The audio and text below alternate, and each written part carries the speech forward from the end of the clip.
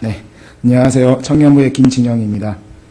지난 7월 31일부터 8월 2일까지 2박 3일간 있었던 초기 한국교회 역사 탐방 기행을 들려드리기 앞서 탐방을 허락하시고 인도하신 하나님께 감사드리며 기도와 물질로 도움 주신 성도 여러분께도 감사의 말씀을 드립니다.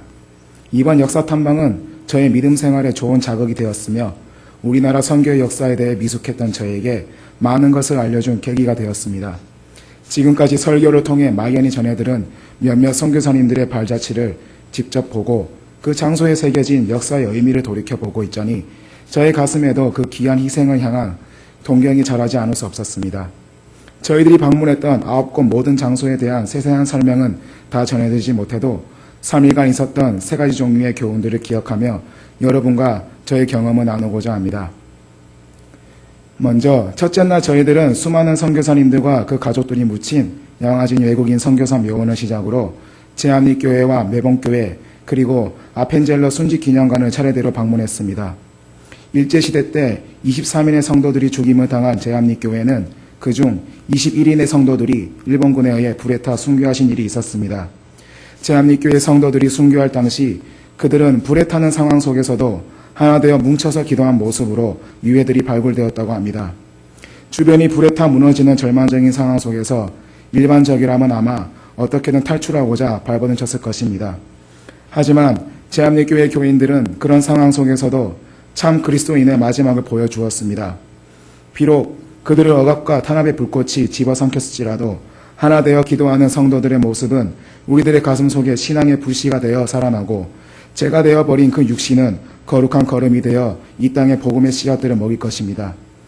그리고 매봉교회는 유관순 열사의 모교회로 만세운동 다시 19인이 순교한 교회입니다. 매봉교인들과 유관순 열사가 만세운동 다시 보여준 모습은 억압 속에서 가만히 있는 것이 아닌 기도로 준비하며 행해야 할 때 물러서지 않고 행하는 자의 표본을 보여주었습니다. 머릿속으로는 누가 무엇인들 못할까요? 하지만 참 신앙인의 모습은 생각으로 머무는 것이 아닌 기도로 준비하는 자 그리고 행하는 자라야 그 본분을 다하는 것이 아닌가 생각합니다. 이처럼 첫날 저희가 둘러보았던 교회들은 대체로 일제시대 때 타 민족으로부터 탄압을 받았던 교회들이었습니다. 하지만 날이 밝고 둘째 날 일정을 시작하면서 들렀던 금산교회, 염산교회, 야월교회 그리고 지리산 선교유적지는 다분히 그 의미가 조금 달랐습니다. 특히 염산교회와 야월교회는 광복 이후 6.25 동란 당시 타 민족이 아닌 같은 민족이자 한 동포들로부터 탄압을 받았던 교회들이었습니다.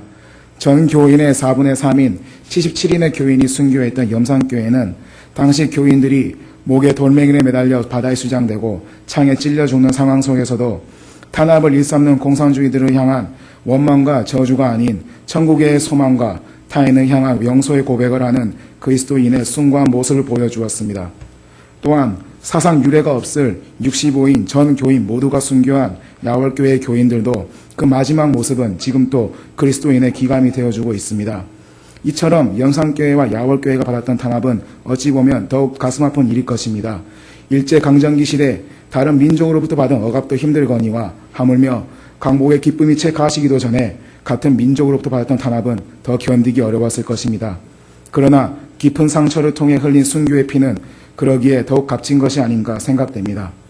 이어서 저희는 지리산 선교유적지를 향했습니다. 지리산 산자락에 그 옛날 타국에 와서 풍토병을 피하며 성경 번역과 치료에 힘쓴 선교사님들의 모습을 상상하며 지금은 폐허만 남아버린 지리산 선교유적지를 보며 목사님의 설교와 저희들의 소원 기도를 마지막으로 둘째 날의 일정도 마무리했습니다. 마지막 날 들린 여수 손양원 목사 순교 기념관은 앞서 이틀간 방문했던 장소들과 또 그 의미가 달랐습니다. 첫째 날이 타 민족으로부터 받은 탄압이 주가 되었다면 둘째 날은 주로 광복 이후 같은 민족으로부터 받았던 억압이 그 중심이라 할 수 있었습니다. 하지만 마지막 날 들린 손양원 목사 기념관은 개인의 희생정신 그리고 인간관계에서 받은 억압이었습니다. 손양원 목사님의 두 아들이 친구인 안재선 씨를 전도하려다 오히려 배신당하고 죽임을 당했지만 두 아들을 잃은 손양원 목사님은 그를 정죄하기보다 오히려 양아들로 삼아 그리스도인의 참 용서 그리고 사랑의 본을 보여주었습니다. 손양원 목사님과 두 아들이 묻힌 무덤 앞에서 그리스도인의 사랑을 되새기며 목사님의 축도를 마지막으로 저희들의 2박 3일간의 일정은 공식적으로 마무리되었습니다. 과거를 모르는 자는 뿌리 없는 나무와 같다고 했습니다. 저희들이 방문했던 많은 장소들에서 있었던 일들은 세상 사람들이 보기엔 얼핏 비극으로 비춰질 수도 있는 일이었지만 비극이 비극으로 끝나지 않고 숭고한 역사가 되어 살아 숨쉴 수 있는 것은 우리가 이 역사들을 잊지 않고 기억하며 하나님의 복음을 전하려 하는 데 있지 않나 생각합니다. 숭고한 피를 흘리고 그 삶을 희생한 순교자들의 가슴에는 하나님을 향한 사랑으로 가득 찼으리라 생각합니다.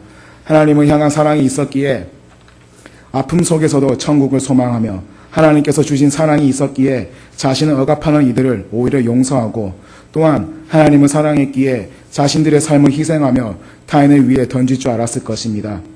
그리고 지금 이곳에서 저도 그들이 가졌던 하나님을 향한 사랑으로 저의 가슴을 가득 적실 수 있기를 소망합니다.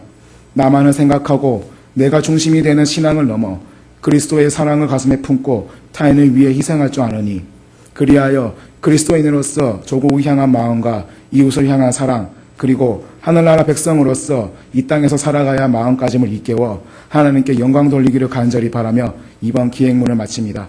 감사합니다.